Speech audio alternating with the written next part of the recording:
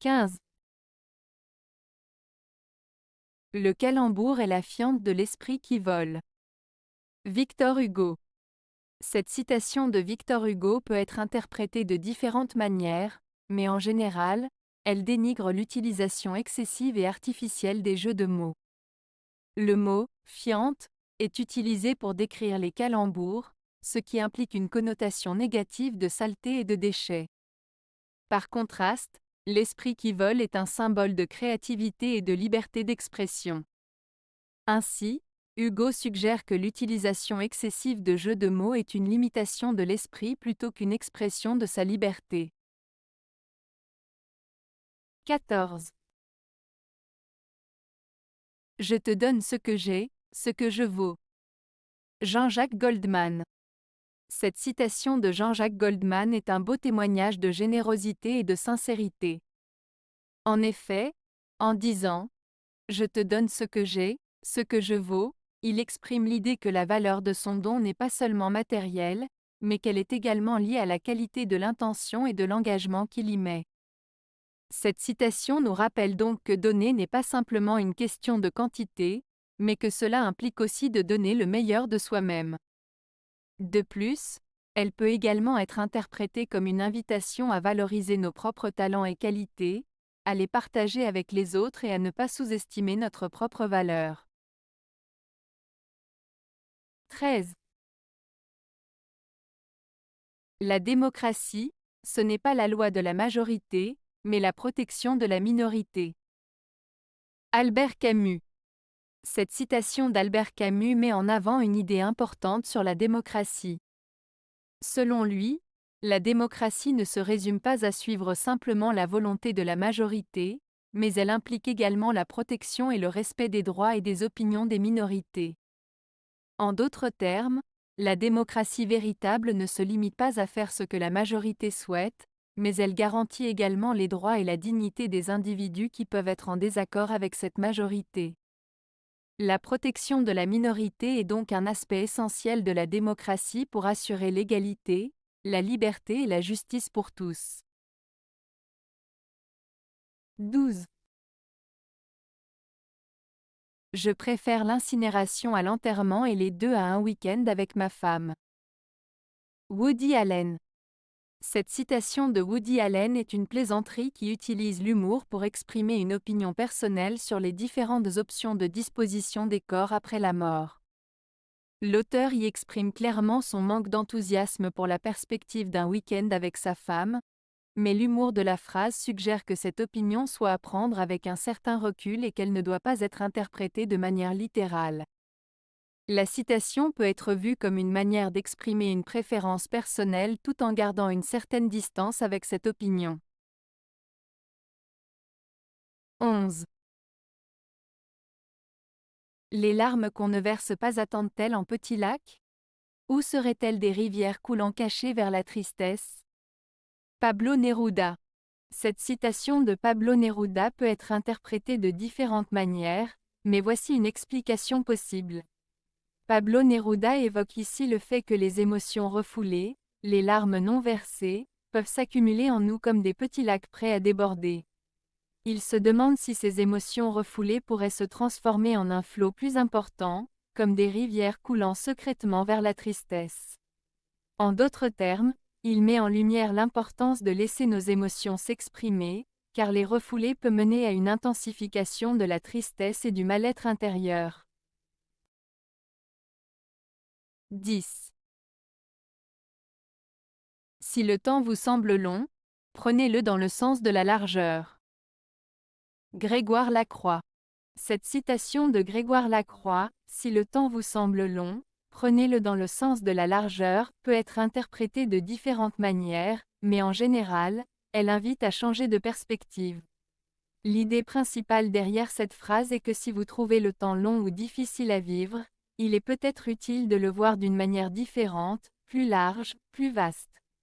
En d'autres termes, il s'agit de s'ouvrir à de nouvelles possibilités, de prendre du recul et d'adopter une vision plus globale des choses. Cela peut aider à relativiser les difficultés et à trouver des solutions ou des façons de mieux vivre le temps qui passe. En résumé, Cette citation suggère de changer sa perspective sur le temps pour mieux l'appréhender et en tirer le meilleur parti. 9. L'amitié de deux femmes n'est jamais qu'un complot contre une troisième. Alphonse Karr. Je crois que cette citation est fausse et injuste envers les femmes. Elle suggère qu'il existe une compétition malsaine et une jalousie entre les femmes qui les pousse à comploter contre la troisième personne. C'est une généralisation inexacte car l'amitié entre deux femmes peut être sincère et bienveillante, sans qu'elle cherche à nuire à une autre personne. Alphonse Karr, l'auteur de la citation, avait peut-être été témoin d'une situation où une troisième personne avait été blessée dans une situation d'amitié entre deux femmes, mais cela ne justifie pas une généralisation aussi négative. En somme, cette citation ne reflète en rien la réalité d'une amitié sincère entre femmes. 8. Le pardon. Vous savez ce que c'est? C'est l'indifférence pour ce qui ne touche pas. Alexandre Dumas fils. Cette citation d'Alexandre Dumas fils peut être comprise de différentes manières en fonction de l'interprétation que l'on donne au mot « pardon ». Si l'on associe le pardon à une forme d'indifférence, alors cette citation signifie probablement que pour pardonner, il faut être capable de faire preuve d'indifférence par rapport à ce qui a causé la faute ou l'offense. Cela implique de ne pas se laisser affecter par les événements passés et de se concentrer sur le présent et l'avenir. Cependant, cette interprétation peut être considérée comme réductrice puisque le pardon ne se résume pas forcément à l'indifférence face à une situation. Il peut également être accompagné d'une prise de conscience de chacun des parties impliquées, d'une acceptation des erreurs commises et de l'engagement à faire mieux à l'avenir. Le pardon peut donc être vu comme un geste de compassion et d'empathie, plutôt que comme de l'indifférence.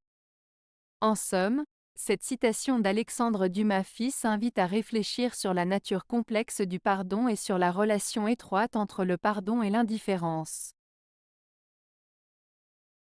7. On est stupéfait de la quantité de critiques que peut contenir un imbécile. Victor Hugo. Cette citation de Victor Hugo fait référence au fait que les personnes qui ont le moins de connaissances et d'intelligence ont souvent tendance à porter des jugements et à critiquer les autres avec une grande aisance, sans se rendre compte de leur propre ignorance ou de leur manque de compétences. Elle souligne donc l'importance de prendre du recul et d'analyser avec attention les critiques que l'on reçoit, en tenant compte de la source et de la crédibilité de celui qui les formule. 6. Si votre mari a des problèmes pour s'endormir, dites-lui simplement « Il faut qu'on parle, vous verrez, ça marche à tous les coups ». Rita Rudner.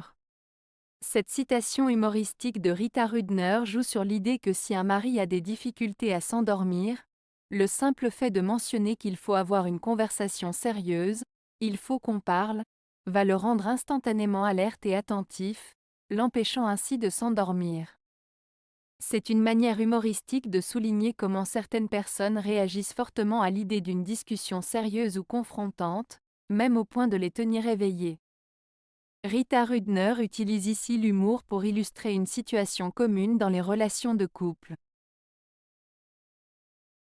5. Nous sommes le monstre d'humanité car nous avons déclaré combat à la nature. Albert Cohen. Cette citation d'Albert Cohen met en évidence le fait que, en tant qu'être humain, nous avons souvent lutté contre les forces naturelles pour satisfaire nos propres intérêts. Nous avons souvent exploité les ressources naturelles sans réfléchir aux conséquences environnementales et écologiques à long terme. Notre relation avec la nature a souvent été caractérisée par une attitude de domination et de conquête, ce qui nous a menés à des désastres environnementaux et climatiques. En conséquence, la citation nous rappelle que nous sommes responsables de la destruction de notre environnement, et que nous devons prendre des mesures pour assurer la protection de la nature et de son équilibre écologique. 4. On dit un jour néfaste ou une journée faste? Coluche. Cette citation satirique de Coluche joue sur les mots « fast », « rapide » en anglais, et « néfaste », qui sont des homophones en français. En demandant si l'on dit « un jour néfaste » ou « une journée faste », Coluche suggère ironiquement que même les francophones qui ont de bonnes connaissances en langue française peuvent parfois se tromper et confondre des mots similaires ou des homophones. 3. Pour devenir président de la République, il suffit d'être premier partout, tout le temps. Jean Giraudoux. Cette citation de Jean Giraudoux peut être interprétée de plusieurs manières, mais elle souligne en général le parcours difficile et exigeant pour devenir président de la République. En effet, pour être élu à ce poste, il faut avoir l'approbation de la majorité des électeurs et être considéré comme le meilleur candidat. Cela implique d'avoir une expérience professionnelle, des compétences solides et une image publique irréprochable. De plus, il faut être capable de se différencier avec succès de tous les autres prétendants en restant premier, tout le temps. Cette citation invite donc à considérer que la position de président de la République demande un engagement total et un travail acharné pour arriver au sommet de la course. 2.